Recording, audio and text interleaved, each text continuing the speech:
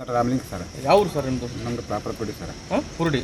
ಕುರುಡಿ. ಈಗ ಏನು ಸರ್ ಇಲ್ಲಿ ಮಗಳಿಗೆ ಏನಾಗಿದೆ? ಮೊನ್ನೆ ಸರ್ 8ನೇ ತಾರೀಕು ಅಳವೇಶ್ವರ ಜಾತ್ರೆ ಇತ್ತು ಸರ್. ಅಲ್ಲಿ ಜಾತ್ರೆಗೆ ಅಂತ ಹೆಣ್ಮಕ್ಳು ಬಂದಿತ್ತು ಸರ್. ಹೆಣ್ಮಕ್ಳು ಬಂದಾಗ ಇಲ್ಲಿ ಇದ್ರು ಸರ್. ಇಲ್ಲಿ ಬೈಲ್ಮಠದಲ್ಲಿ ಅವರು ಅವತ್ತು ಜಾತ್ರೆದ ಕಾರಣಕ್ಕಾಗಿ ಅವರು ಸಂಪ್ರದಾಯ ಪ್ರಕಾರ ಅವರು ಬಯಲಾಟ ಆಡ್ತಿದ್ರು ಸರ್. ಅದು ಮರೋಮ ಆಡ್ಬೇಕಂತ ನಿನ್ನೆ ಅಮಾವಾಸ್ಯೆ ಇತ್ತು ಸರ್. ಅದು ಬಯಲಾಟ ಆಡ್ರು ಸರ್. ಆ ವೇಳೆಯಲ್ಲಿ ಸ್ವಲ್ಪ ಗಾಳಿ ಗುಡುಗು ಮಿಂಚು ಮಳೆ ವಾತಾವರಣ ತಿಂದಿತ್ತು ಸರ್. ಹಿಂಗಾಗಿತ್ತು ಸರ್. ಹೌದಾ? ಈಗ ನಿಮ್ಮ ಮಗುಗೆ ಏನು ಗಾಯ ಆಗಿದಾವ? ಸ್ಪಾಟ್ ಡೆತ್ ಆಗಿತ್ತು ಸರ್. ಸ್ಪಾಟ್ ಡೆತ್ ಏನು ಬಿದ್ದಿದೆ ಸರ್? ಅದು ಬೋರ್ಡ್ ಯಾವ ಸ್ಕೀಮಲ್ಲಿ ಆಗಿತ್ತು, ಯೋಜನೆ ಆಗಿತ್ತು, ಬೋರ್ಡ್ ಬರ್ತಿಲ್ಲ ಮೇಲೆ ಬರ್ತಿಲ್ಲ ಸರ್. ಅದು ಬಿದ್ದಿಗೆಸಿ ಡೆತ್ ಆಗಿದೆ. ಅಂದರೆ ಅದಕ್ಕೆ ರಾಡ್ ಗಿಡ ಹಾಕಿದ್ದಿಲ್ಲ? ಅದಕ್ಕೆ ರಾಡ್ ಗಿಡ ಹಾಕಿದ್ದು ಅಂದರೆ ಕಳಪೆ ಕಾಮಗಾರಿ ಅಂತ ಈ ರೀತಿ ನಿಮ್ಮ ಮಗುಗೆ ಸಾವಾಗಿದೆ ಇದು. ಈಗ ಈಗ ನಿಮ್ಮ ಮತ್ತೆ ಇನ್ನು ಕುಟುಂಬಕ್ಕೆ ಏನಾದರೂ ಹಾನಿ ಆಗಿದೆ? ಹಾನಿ ಆಗಿದೆ ಸರ್. ನನ್ನ ಮಗನೇ ಹೋಗಿದ್ದಾನೆ ಸರ್. ಅಲ್ಲಿ ನಿಮ್ಮ ಮಗ ಮತ್ತೆ ನಿಮ್ಮ ಹೆಣ್ಮಕ್ಳು ಇದ್ದಿಲ್ಲ? ಅಂದರೆ ಈಗ ನಿಮ್ಮ ಹೆಣ್ಮಕ್ಳು ತವ್ರ ಮನೆ ಬಯಲ್ಮಚ್ಚಡು? ಹೌದು ಸರ್. ಹೌದಾ? ಈಗ ನಿಮ್ಮ ಇನ್ನೊಬ್ರು ಇದಾರಲ್ಲ, ನಿಮ್ಮ ಮಿಸ್ಸಸ್ ಅವ್ರ ತಂಗಿ, ಅವ್ರು ಎಲ್ಲಿದ್ದಾರೆ? ವಿಶಾಲಾಕ್ಷಿ ಅವರು. ಅವ್ರ ಜೊತೆಗೆ 7 ಜನಕ್ಕೆ ಕಾಲು ಕಟ್ಟಾಗಿದೆ ಸರ್. ಒಬ್ಬರಿಗೆ ಕಾಲಾಗಿದೆ, ಒಬ್ಬರು ಸಿರಸಿದ್ದಾರೆ. ಇನ್ನೊಂದು ಮಗು ಎಲ್ಲ ಮಂಬರು ಅದಕ್ಕೂ ಆಸ್ಪತ್ರೆಯಲ್ಲಿ OPD ಇದೆ ಸರ್. ಅವರೆಲ್ಲರೂ ಗೋಡೆ ಸಮೀಪ ಇದ್ರ? ಸಮೀಪ ಇದ್ದಾರೆ ಸರ್. ಈಗ ಪೊಲೀಸ್ ಠಾಣೆಯಲ್ಲಿ ಪ್ರಕರಣ ದಾಖಲು ಮಾಡಿದ್ರೆ? ದಾಖಲಿಸಿದೆ. ಏನಂತ ದಾಖಲು ಮಾಡಿದ್ರಿ? ಹಿಂಗೆ ಹುಡುಗಿ ಬಿಳಿಮಿದ್ದಾರೆ, ಹಿಂಗಾಗಿದೆ ಅನ್ಕಸಿ ಬಿದ್ದ ಅನ್ಕಸಿ ಗೋಡೆ ಬಿದ್ದಿದೆ ಅಂತ ಹೇಳಿ ಈಗ ಅವ್ರು ಪ್ರಕರಣ ಮಾಡ್ಕೊಂಡಿದ್ದಾರೆ ಸರ್.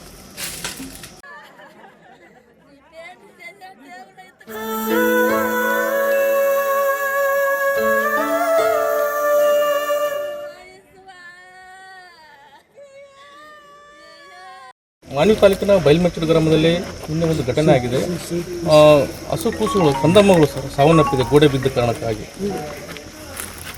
ಏನು ನಿನ್ನೆ ನಡೆದಿರ್ತಕ್ಕಂಥ ರಾತ್ರಿ ನಡೆದಿರ್ತಕ್ಕಂಥ ದುರಂತ ನನಗೂ ಕೂಡ ಆಘಾತಕ್ಕೀಡು ಮಾಡಿದೆ. ಏನೂ ಅರಿಯದ ಕಂದಮ್ಮಗಳು, ಒಂದು 9 ವರ್ಷ 6 ವರ್ಷ ಬದುಕು ಬಾಳ್ಬೇಕಾಗಿರ್ತಕ್ಕಂಥವ್ರು.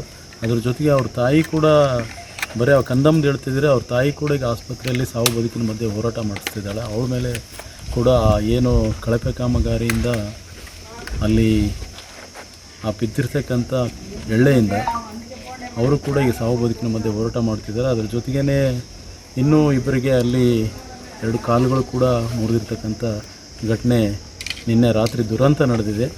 ಯಾವುದೇ ಕಾರಣಕ್ಕೂ ಇದು ಆಗಬಾರ್ದಾಗಿತ್ತು. ಏನು ಊರಲ್ಲಿ ಒಂದು ಸಾಂಸ್ಕೃತಿಕ ಕಾರ್ಯಕ್ರಮ ಬಯಲ್ಮಚ್ಚಡು ಗ್ರಾಮದಲ್ಲಿ ಬಯಲಾಟ ನೋಡ್ಬೇಕಂಥೇಳಿ ನಿನ್ನೆ ಖುಷಿಯಿಂದ ಕುಟುಂಬದ ಜೊತೆ ಆ ಕಂದಮ್ಮಗಳು ಊರಿನ ಎಲ್ಲ ಗ್ರಾಮಸ್ಥರು ಕೂತಿದ್ರು.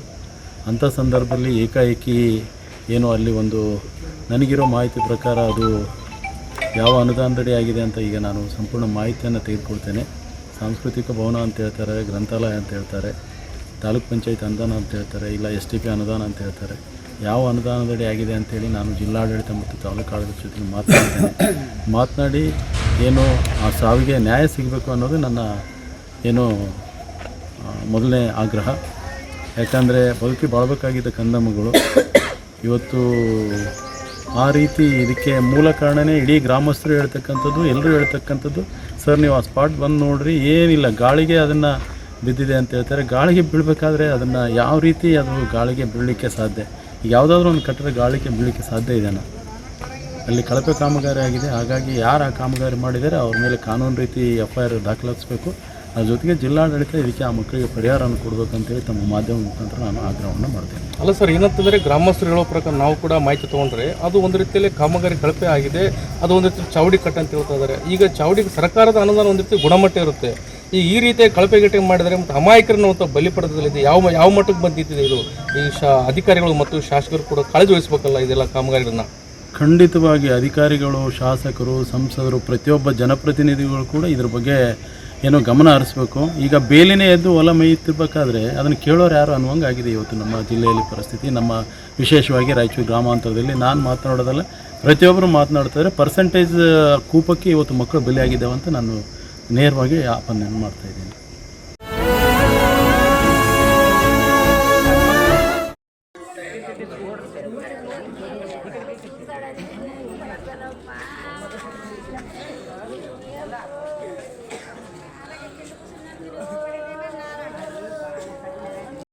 ನಿಮ್ಮ ಹೆಸರು? ಅದೇ ಯಾವ ಊರು ಸರ್? ಒಡವಟ್ಟಿ. ಈ ಬಯಲ್ಮಚ್ಚಳು ಏನಾಗಿದೆ ರೀ?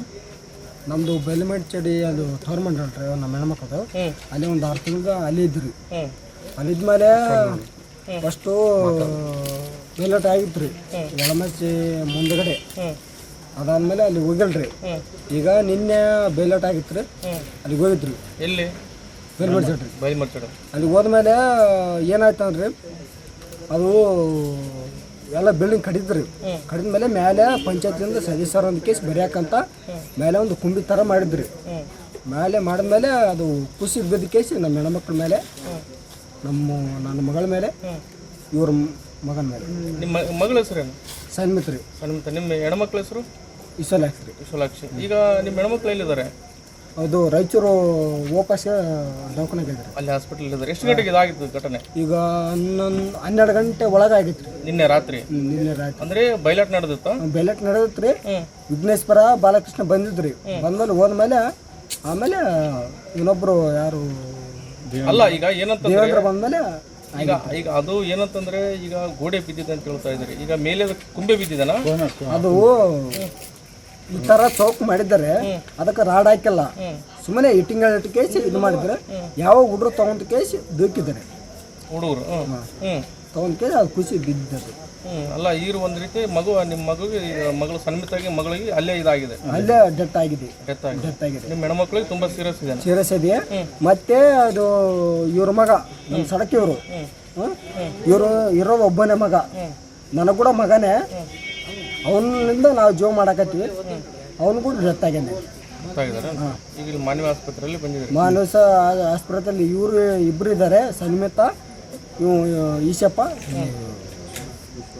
ಈಶ್ವ ಇದ್ದಾರೆ. ಅಲ್ಲಿ ಈಶಲಾಕ್ಷಿ, ಲಕ್ಷ್ಮಿ. ಪ್ರಕರಣ ದಾಖಲಿಸಿ ಮಾಡಿದ್ರೆ ಹಾಂ ಪೊಲೀಸರು ಠಾಣೆಯಲ್ಲಿ ಎಲ್ಲ ಮಾಡ್ತೇವೆ ಮಾಡಿದ್ರೆ